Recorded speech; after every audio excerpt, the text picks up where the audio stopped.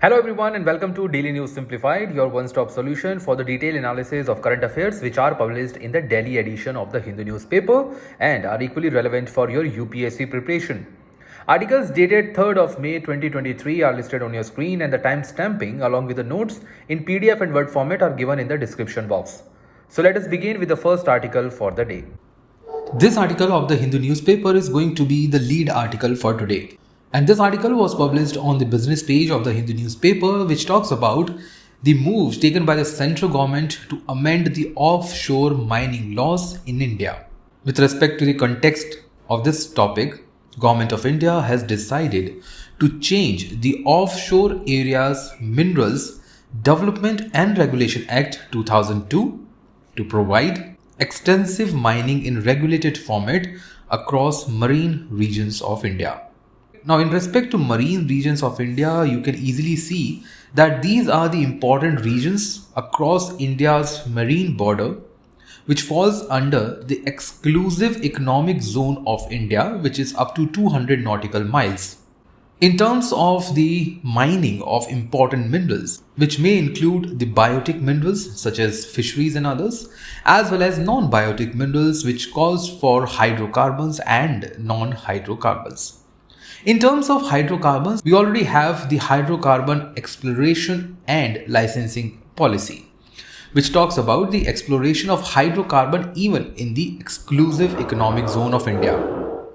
But with respect to the other minerals, what with respect to the thorium or the other atomic materials? In terms of atomic materials, only the central government has right for mining. Private sector has no right over there. But what about other magnesium or even the salts which are found in the ocean floor or in the continental belt of India or in the continental slope of India? Because of the poor implementation of various laws, including the law which is the Offshore Areas Mineral Act 2002, there is very limited mining in the continental shelf and the exclusive economic zone of India. Now, with respect to the importance of this topic, it could be asked with respect to your General Studies Paper 1 and General Studies Paper 3 in the mains examination in terms of the distribution of the natural resources and the economic development and the mobilization of resources respectively.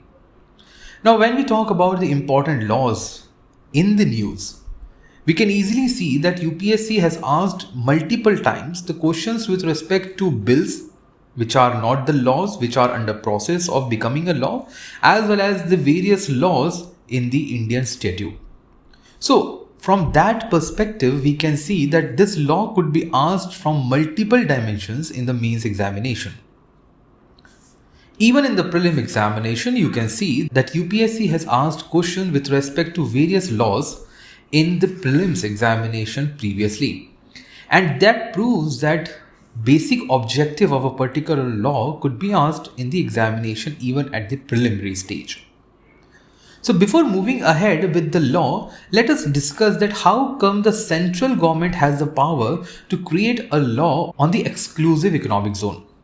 Now, with respect to the Article 297 of the Indian Constitution, we can easily see that this article proves that the territorial water, continental shelf, as well as the resources which are found in the exclusive economic zone of India lies with that of the union government and not the state government. Now, this is an important fact that you should know. So, everything which lies in this blue shaded area across India falls under the jurisdiction of the union government and not the state government. So anything which happens, let's say over this point where I have created this star, will not fall under the government of Maharashtra. It will fall under the government of Union. So from this article, we can easily understand that land, minerals and other things. Now land here means land underwater, which are lying under the ocean within the territorial water, continental shelf up to the exclusive economic zone falls under the jurisdiction of the union government. All other resources of this exclusive economic zone shall also be vested with the union government. The limits of the territorial water, continental shelf, as well as the exclusive economic zone and other maritime zones, which are specified from time to time by the law made by the Indian Parliament based on the international standards. So it is 200 nautical miles, which defines the territorial extent of the exclusive economic zone. Now, based on this discussion, we have concluded that it is the union government that can create a law with respect to the international waters and the exploration and the mining over that place. So, as per the Offshore Minerals Act 2002, which was enforced in 2010, these are the following important provisions. The first is the basic reason why this law was passed. This law was created to protect the illegal mining which was taking place, as well as to restrict the exports which were unregulated from the minerals which are found offshore. It is extended to the territorial water, exclusive economic zones, continental shelf and other maritime zones of India, which includes the contiguous zones also. The authority which is going to implement and regulate with respect to the offshore area minerals is the Indian Bureau of Mines, which will regulate as well as put the inspection on the existing mining activity. Now, the basic provisions of this law says that there will be fines and penalties, which is an obvious thing. In order to regulate something, we should have such kind of provisions. So, fines, penalties, if mining is not done with respect to the safety measures. So, fines could be put up over there. Health of the miners and the laborers who are working over there is also important. Prevention and the control of the pollution is an important aspect of this law, because of the marine environment that comes or falls under this specific zone. So, for the protection of marine biodiversity, let's say for corals or for the endangered species, we require protection that should not be jeopardized, that should not be vulnerable to the mining activities. As far as atomic minerals are there, they will be included under this law. However, oil and other hydrocarbons are exclusively or are excluded from this particular law. For them, we have already declared that there is hydrocarbon exploration and licensing policies under Ministry of Petroleum. So, although atomic minerals are included in this, but private sector is not allowed to mine the atomic minerals, including thorium, on Indian waters. And the last one is that exploration and the production of minerals can only take place after the issuance of license, which comes under the section 5 of this law. If there is anyone who is mining in the Indian waters with respect to any mineral without the license, there will be fines and penalties imposed on that. However, there was a basic concern with this law. The concern was that because of its limitation of the mining and the ownership of the mines, as private sector was not allowed, and Indian companies, especially in the public sector companies, were not eager to go for offshore minings of various minerals. So, there is not even a single rock that has been mined since 2010. So, it has been over 12 years. There is no plan, there is no mining activity which is going on as per the license activities, although illegal mining is rampant. So, illegal mining is rampant. There is a high level of exports by the illegal mining. And as far as licensing is concerned, so the mining activity is very limited. So, what government has done? As per the recent amendment, private sector and the state controlled firms, that is state public sector enterprises, will now be allowed through the auction route to participate in the non-atomic minerals mining, because atomic falls under the control of the union government only. So, as far as these public companies at state level as well as the private companies are concerned, so they will now have the participation in the mining through the license process. This will help in reducing the number of illegal mining which is going on across India, as well as regulate the exports, and will help Government of India as well as the state government to earn revenues from these exports. Now, the question is that what is Indian Bureau of Mines? as this is the one authority which is responsible for the regulation and the implementation of Offshore Area Mineral Act 2002, we should have basic pointers or the prelim pointers in this regard. So this authority was established in 1948. It is a multidisciplinary organization which functions under Government of India with respect to the Department of Mines under Ministry of Mines. The objective of this organization is to promote conservation and scientific development of the mineral resources, irrespective whether they are atomic or not. It also looks into the environmental damages if there is any, for example, the oil spill. All minerals, including the mining of coal, petroleum, copper, ores, minor minerals, including sand, can be mined under the administrative authority of this body. However, only after the system of licensing. Now, before winding up this topic, it is important for us to understand how the mineral resources are distributed in the marine environment. So, marine resources can easily be classified into organic and the other non-organic or the minerals. As far as organics are concerned, so resources include corals, seaweeds, seagrasses and fisheries. As far as minerals are concerned, so they can be non-atomic as well as atomic. In terms of atomic, we have one good example of thorium, where India holds one of the largest reserves. In terms of non-atomic, we have hydrocarbons and non-hydrocarbons. In under hydrocarbons, we have gas and oil, and in some places even coal. But for non-hydrocarbon, on which this Act is based, Act of 2002. So the Act of 2002 is primarily focusing on non-hydrocarbons and non-atomic minerals, which is water, salt, potassium, sand, limestone, manganese, and gold and diamonds as metals and stones.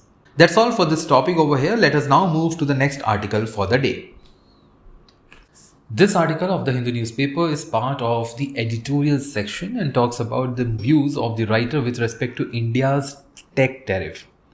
Now, tech tariff here means the import duty that India has imposed on multiple items, which includes mobile phones, integrated circuits, computers, chips, and many others.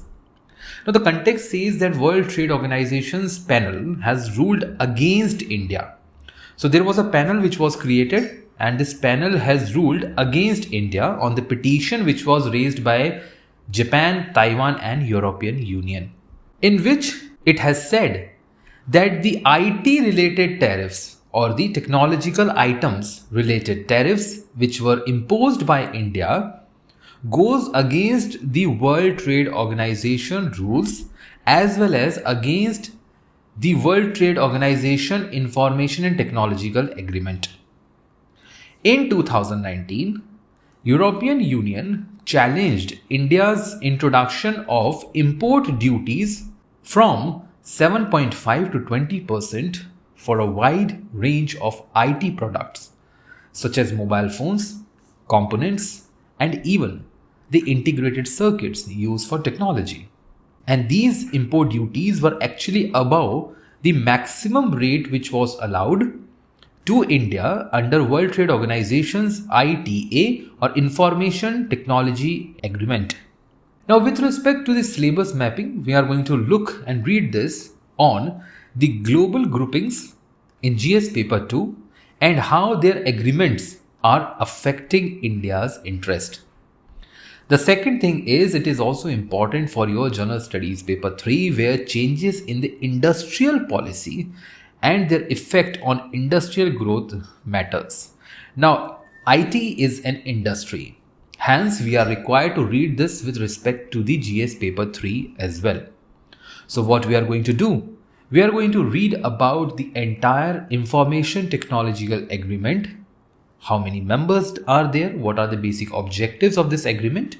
Why India is failing to provide the required provisions of this law, as well as how other countries are perceiving India on this platform.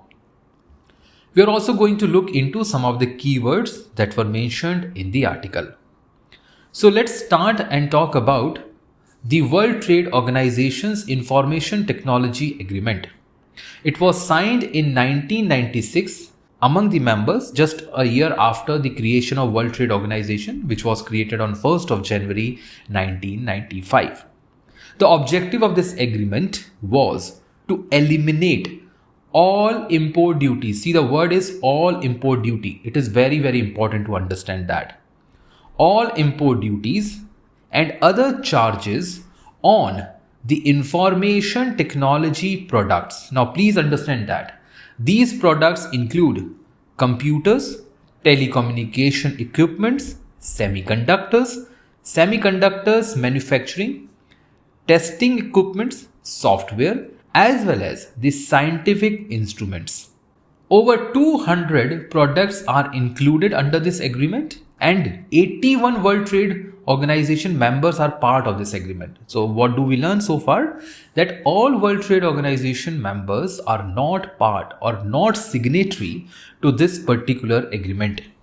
Hence, they are not bounded by this agreement to raise or reduce the duties on IT products. As far as requirement is concerned, so the member countries, that is these 81 members, are going to eliminate and bind custom duties to zero for all the products specified in the agreement. So if a product is outside the agreement, then this agreement will not be applicable on that particular product. The agreement also contains the commitment to tackle non-tariff barriers, let's say quality standards, to keep the list of products covered under review to determine whether further expansion may be needed to reflect the future technological development. See, whatever future technological development will take place will also be part of this development. Let's say we have OLED. Now, OLED is a technology for the creation of screens. You have OLED screens for your mobile phones. You have OLED screen for your television. Now, this is a new technology. It was not there in 1996. So this kind of technology, if tomorrow wants to be added into information technological agreement, that can be done with this call. India joined this agreement a year later in 1997. Now, what is the basic concern? As per the panel of World Trade Organization, India has violated Article 2 of this agreement, which is General Agreement on Tariffs and Trade, because India's tariff has breached its good or goods schedule. Now, what is a goods schedule? Before venturing deeper into this article, we should understand the basic terms. Then we will come back to the important arguments. Now, goods schedule is a kind of table which is based on the classification system of World Customs Organization. So take it as an example that there is a table in which all the items are listed. Let's say item 1, item 2, item 3, item 4, as per the classification of World Customs Organization. And this is the classification which is used as a catalog by all the countries. And this catalog is created and called as Harmonized System of Nomenclature. Now, this is another keyword, HSN. What is this? So HSN is nothing but a catalog where all the traded goods are listed. And this catalog is based on a particular code which is known as HS code. Now, HS code is a 6-digit number. As you can see, this is an example of coffee.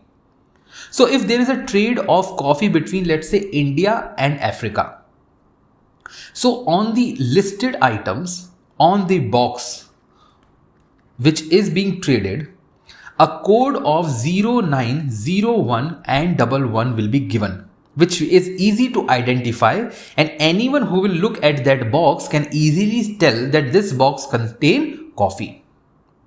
So this coffee is based on HS code, which is 6-digit number. The first 2 digits are known as the chapter, which includes coffee, tea, mat, spices. Other 2 digits include the heading, whether not roasted or roasted, decaffeinated, and other important details. Then last 2 codes are subheadings, whether roasted, not decaffeinated, and others. So every item in the international trade is based on this particular HS code. Now this code is being defined by the World Customs Organization. There are over 5,000 commodities which are in this catalog. Each has a group of 6-digit codes known as HS code. It is used by 200 nations for internal taxes, trade policies, monitoring of the controlled goods, rules of origin from where this is coming, freight tariffs, transport statistics, price monitoring, quota control, compilation of national accounts, because identification is important for accounting system, as well as research and analysis. So based on all these basic criteria, it can easily be deduced that HS code defined by World Customs Organization is the basis for the commodity trade across the world. Now coming to the important issue. The violation of Article 2 by India as per GATT says that India has breached what it is supposed to do under goods schedule. So under World Trade Organization, it is legal obligation not to impose tariff rates in excess or more than the bounded tariff or the maximum tariff rates of that particular good under HS code. So according to this panel of World Trade Organization, India has violated this.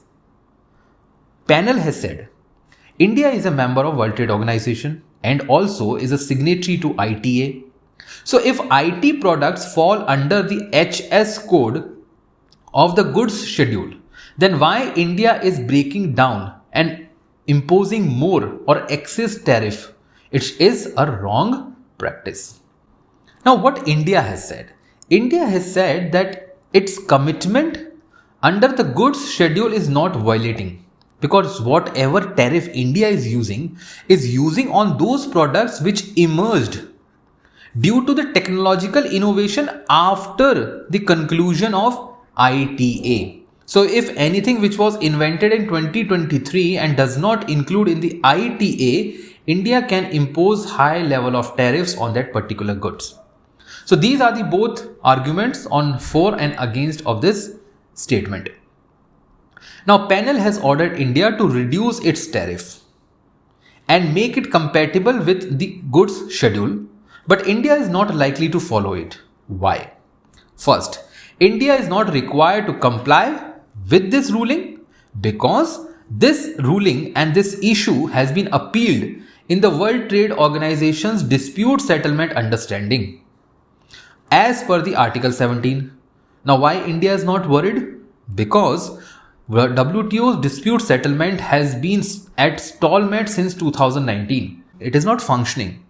So if this dispute settlement is not functioning, who is going to fight for India or who is going to fight against India? This case is going to be there for any period of time. EU or the European Union cannot impose sanctions on India because it is against World Trade Organization's rule. So from both the sides, India is at advantage. Now the question is why India is imposing high level of tariffs.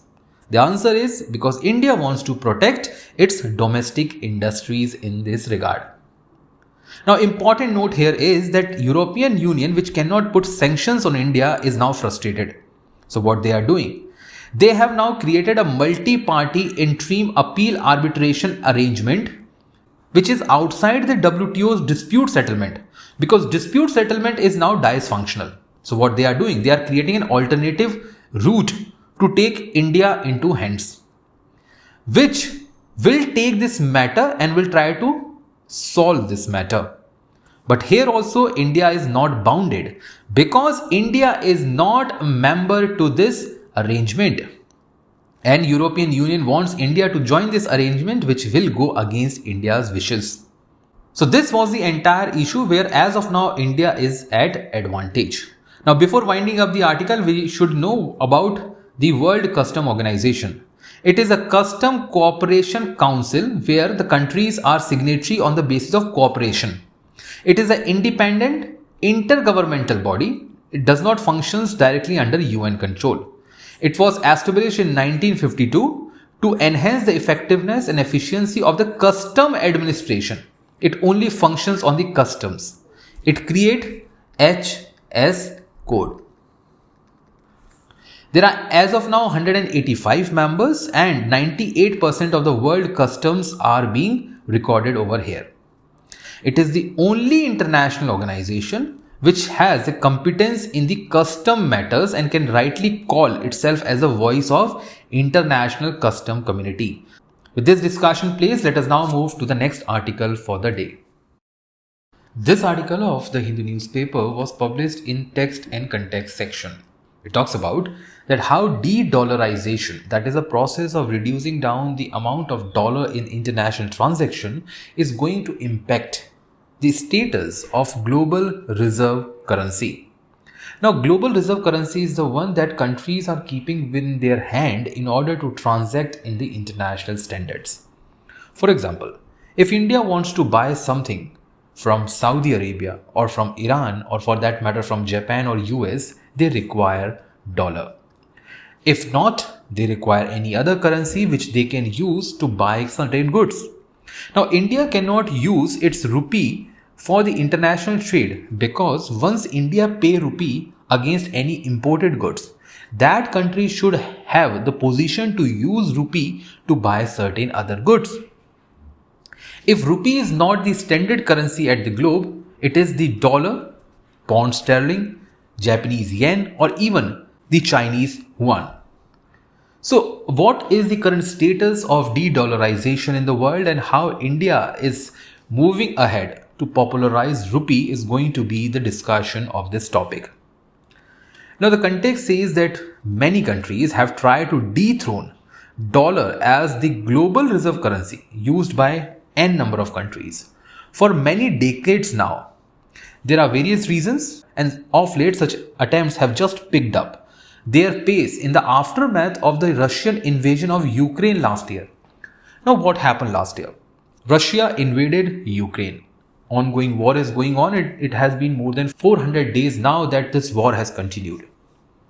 When this war was continued, India, like many other countries, faced the issue of oil supply, the supplies of important agriculture goods. So what India did? India tried to move to the other countries for their supplies.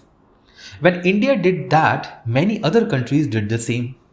Oil prices were fluctuating at the international standards, and India had to make payment in dollars. When India was unable to make payments in dollar to Russia for different imports, India started putting Russia on the track of getting payments done in Indian rupee. So instead of paying Russia in dollars, India started paying Russia in Indian rupee. Russia used that Indian rupee to make payments whenever they were importing anything from India. So it is like a give and take situation for India and Russia. Through this, India was in a position to make Indian rupee more usable than dollar itself. And this is what is known as de-dollarization. So de-dollarization is the replacement of US dollar by other currency, let's say Indian rupee, as a global reserve currency. A reserve currency is the one that any country use widely for the cross-border transaction and also uses it as a reserve for their central bank. For example, in India, RBI is using bunch of currencies or a basket of different currencies for their reserves, or what we call as forex. Currently, Chinese yuan is the one which is taking a good competition with respect to the US dollar because of its high level of international trade. But is this the right standards? Some of the data, for example, the status of the global currency says that according to the BIS Triennial Central Bank Survey, US dollar foreign exchange market contributes 88%. So as far as foreign exchange is concerned at the global level, US dollar dominates by 88%, while rupee on the other hand dominates only 2%, that to a larger extent to India itself. As per IMF's coffer data, as global foreign exchange reserves are concerned, so first one was the market, second is the reserve. So the highest reserve of the forex comes with respect to dollar, which is 58%. Swiss franc is one of the least at 0.2%, and India does not even have 0.1% of the foreign exchange reserve at the global level. So with that respect, we can say that India is nowhere close to defeat US dollar through the process of de-dollarization. India needs two initiatives. Number one, India's trade should be close to $5 trillion for that regard. And secondly, over 50 countries should use India's Indian rupee as a currency for their trade. Now, when we talk about the challenges of the reserve currency, what does it mean? If a country has become a reserve currency at the international standard, that currency would make that particular current country a global economic power, as we have seen in the case of United Kingdom, which before First World War was the dominating global economic power. And after First World War, and especially after Second World War, it was US which became the international global economic power because of its dollar currency. Same country can put unilateral sanctions on their trading partner, for example, US and Iran. So Iran was kept under the unilateral sanctions by US as a threat that it will not going to pay any debt of Iran in US dollar. In fact, a country like US and its monetary policy, whenever it changes the trading partner's overall portfolio of the international trade. For example, if the rate of interest in US has increased, what will happen? There will be an outflow of foreign exchange from India to US. Outflow will detriment the foreign exchange rates. Indian rupee will depreciate. Indian exports will benefit, however, imports will benefit more because India is a trade deficit country. So these are the challenges of the reserve currency just in case of one. So what if there are 10 reserve currencies in the world and not just the US dollar? That will make international trade more equitable and more approachable. But the question is, can a domestic currency could be used as an alternative? Can India use Indian rupee as an alternative? The answer is yes. When? When there is a trade balance. And I do not mean trade balance by just to an extent of last rupee. Trade balance here means not a basic difference of $50 billion or $100 billion for that matter. If there is a trade deficit or surplus, it should be very small. And domestic currency is used widely by other nations. So if India and Russia is trading or swapping their currency for the international trade, Russia should be in a position to use Indian rupee for other areas as well. Now please understand this through an example. Let's say there are three countries, country A, country B and country C. Now country A and country B are trading with respect to Indian rupee. Country A and country C are also trading with respect to Indian rupee. But country B and country C are trading with respect to Indian dollar. Now, in case of this trade, what will happen if there is a surplus trade with B and C? Now, both these countries are having excess of rupee. Can these two countries, country B and country C, use this rupee in order to make payments to each other? The answer would be no, because their trade is basically based on dollar. So, utilization of a particular currency in the international trade depends largely upon how that country is using the other country's currency. So, if rupee is being utilized in all the three cases, these three countries will be at the benefits to a larger extent. And that is the reason why US dollar has been dominating for many decades now. Now the question is, what should be the way forward? Well, India is looking for rupee invoicing. Now what is rupee invoicing? It allows generation of bills, payments and even the settlements of trade such as exports and imports in Indian rupee, like we have seen the case of India and Russia. So if India is importing Russian oil, India is paying not in dollars but in Indian rupee. Even the foreign trade policy, which was recently released of 2023, has called for the expansion of rupee invoicing, creating bills for rupee. The benefit will include long-term stability. No longer we are dependent on dollars. There is no issue of sanctions or the unilateral sanctions by US. Currency will be stabilized. We will not be anymore dependent on the monetary policy of US. There will be more trade balance because more Russia will have Indian rupee, more Russia will buy products from India itself. So it's a give and take situation. Transaction cost will be lower because of the stability. There will be quick settlements because it is our own currency, and there will be internationalization of the popularity of rupee at the international standards. For that matter, India have to create more Vostro accounts. Now the question is, what is Vostro account? It is an account that a domestic bank, let's say State Bank of India, hold for a foreign bank, let's say Central Bank of Russia, in domestic currency, that is rupee. So this Vostro account will be created, and this account will help India and Russia to trade in Indian rupee without any problem of dollar. So this is one of the way forward that India can use for the de-dollarization at its own trade to benefit in long term in future. With this discussion placed, let us now move to the next article for the day.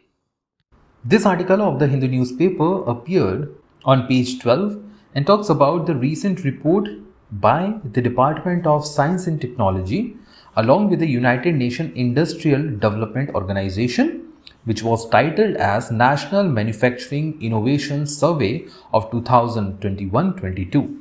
Now, before venturing into the topic and the observation of the report, we should know what is UNIDO. UNIDO is a specialized agency of the United Nations that assists countries in what? In economic and industrial development. It's headquartered at Vienna in Austria and comprises 170 members. So whenever industrial development takes place, industrial policy is being taken place, UNIDO comes in the rescue to help the countries for the formulation of the policies with respect to the industrial development. Now, according to this report, NIMS, Karnataka is the state that is the most innovative state, followed by Dadar and Nagar Haveli and Daman and Diu, followed by Telangana and Tamil Nadu. None of the North Indian state has featured in top 5. The highest number of innovative firms comes from Telangana, followed by Karnataka and Tamil Nadu. These are the top 3. And the lowest number of innovative firms here means which are innovating in terms of IT, work culture, governance, as well as labor laws. So it comes that the lowest is Odisha, and above this is Bihar and Jharkhand. According to the same report, 3/4 of the MSMEs, that is micro, small and medium enterprises, have no innovative product or business process innovation, as we have talked about, the governance or the corporate governance. The barriers to innovation includes lack of internal funds because, of course, these 3 are the poor states, so they don't have internal funds. High innovation cost is there, lack of government support is there, lack of financing as well as the external sources. Gujarat, Daman and Diu and Dadar and Nagar Haveli have reported the highest frequency of barriers, which we have just listed up. Now, this report can be asked by the UPSC in the prelim examination, or you can use the data given by this report in your mains answer writing in your general studies paper 3. With this discussion placed, now we come to the last article for the day, which is the basis of Bilkis Bano case. Now, this case was in news. This article was published on page 1st with respect to the reservations registered by Justice K.M. Joseph, who has headed a division bench of Supreme Court and called the case and its observation to be more than obvious because men or the convicts in the Bilkis Bano case were released from the life imprisonment. And according to K.M. Joseph, this has raised a maze of procedural objection in the successive hearing to avoid his bench. Now, these men who are actually the convicts are trying to avoid the bench of K.M. Joseph to appear in front of the Supreme Court bench intentionally. Now, we should understand the entire case of Bilkis Bano, and that we will do with this chart. So this is the basic developments of the case. Unfortunately, in 2002 riots of Gujarat, it was a communal riot.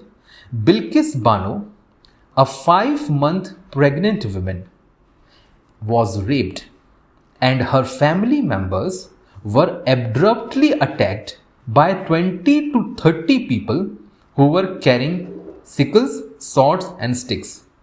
8 members of her family were killed and many were disappeared. After taking the cognizance, National Human Rights Commission as well as the Supreme Court took the cognizance and ordered an investigation. This investigation was taken up by the Central Bureau of Investigation. During the investigation, Bilkis Bano was getting a death threats. For that matter, the case was shifted from Gujarat to Bombay for her security. After hearing the entire case, in 2008, that is after 6 years, CBI court has sentenced the accused with life imprisonment, ordered them to pay 50 lakh rupees as a compensation to Bilkis Bano. A job was offered to her and a house was given to her.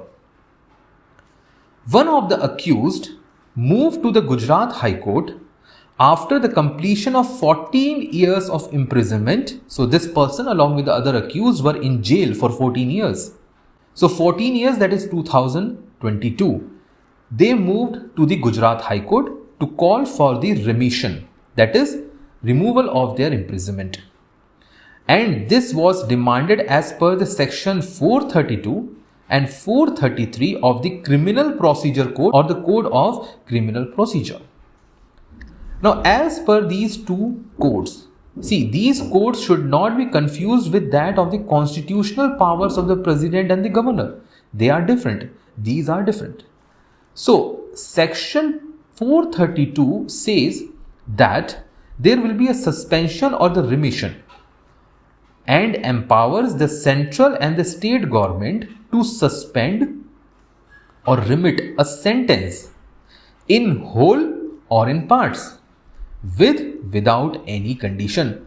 So the government of Gujarat used this section along with section 432 to commute, where central and the state government is empowered to commute a death sentence, imprisonment for life or even the rigorous imprisonment to a lesser degree of imprisonment. So in this case, government of Gujarat used these sections of the Criminal Procedure Code to provide remission to the convicts of Bilkis Bano case. When this happened, the matter was moved to the Bombay High Court because Gujarat High Court, where the accused put their petition, says that the order was given in Bombay, hence it should be heard in Bombay. After listening to this matter, the accused moved to the Supreme Court. Supreme Court took the case and ordered the Gujarat government to act on this particular petition. Gujarat government gave remission and sent them free. When they were sent free, some of the petitioner filed a case against these accused in the Supreme Court. And now Supreme Court is saying and asking the government of Gujarat to give them the explanation that how they have given and why they have given remission to these accused of Bilkis Bano case. Similarly, Supreme Court is very much annoyed by these accused who are delaying their appearances to the bench of K.M. Joseph. And this is something which was mentioned in the news article today. So after this entire discussion, you will be in a position to understand the basic structure of this entire case and what has actually happened in last 21 years. One important note is here which says that under section 432 and 433, a state government need to put a consultation before taking any decision, and this should be as per the section 435. It says that consultation with the central government is required before going for any suspension, remission or commutation. When the case is under CBI, when the investigation of the case is under any central law, when the offence involved the property of the central government, when the offence was committed by a government employee at the central government when he or she was on duty. So in these four conditions, consultation of the center is required before coming to any conclusion. With this discussion placed, now we come to the end of today's Daily News Simplified. To learn more, watch DNS, follow the channels of Raus IAS, hit the subscribe button and stay tuned for more updates. Thank you.